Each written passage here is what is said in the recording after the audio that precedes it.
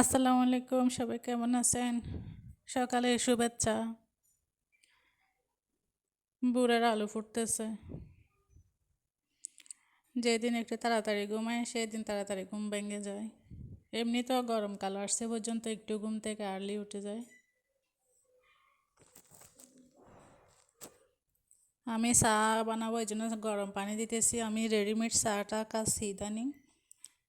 মানে one time যেটা আগে একটু গরম পানি দিলে হয়ে যায় সেটা বানাবো। এদিকে বাটার এটাও গরম করে নিছি। সকালবেলা চাটা না খাইলে ভালো লাগে না, জানি না এই অভ্যাসটা।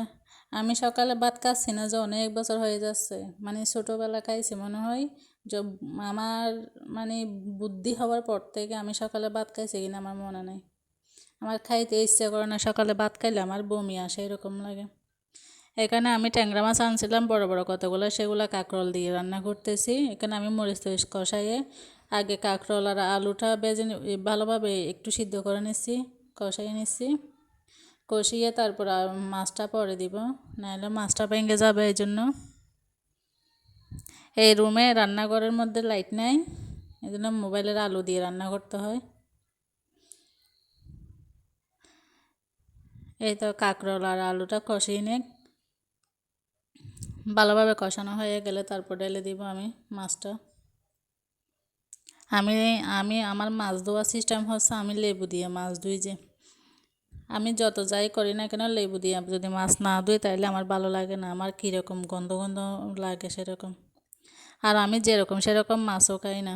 এই তো আমি মাছটা দিয়ে দিছি, এভাবে নাড়তেছি যে যাতে মাছটা ভেঙে না যায়। ছোটোবেলায় দেখছি আমার আম্মুরা এভাবে নাড়তো মাছ, বড় বড় মাছ যদি রান্না করে তাইলে ওরা বলে যে যদি খুন্তি দিয়ে কোনো দিকে কিছু দিয়ে নাড়ে তাইলে নাকি মাছগুলো ভেঙে যায়। এটার জন্য আমি মাছটা এভাবে নেড়ে এখন পানি দিয়ে দিছি। এগুলা শুকায় যাবে অনেকটাই।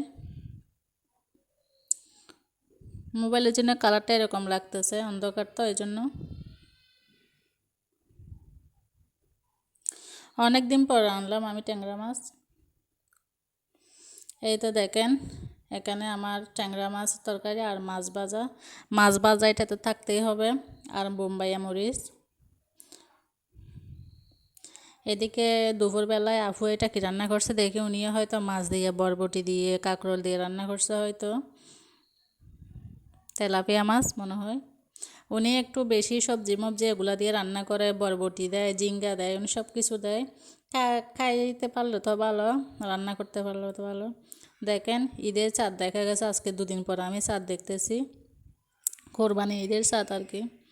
এদিকে আমাদের এই বাসা থেকে চাঁদ দেখা যায় না, যদি নিচে নামি তাইলে দেখা যায়, উপর থেকে দেখা যায় না।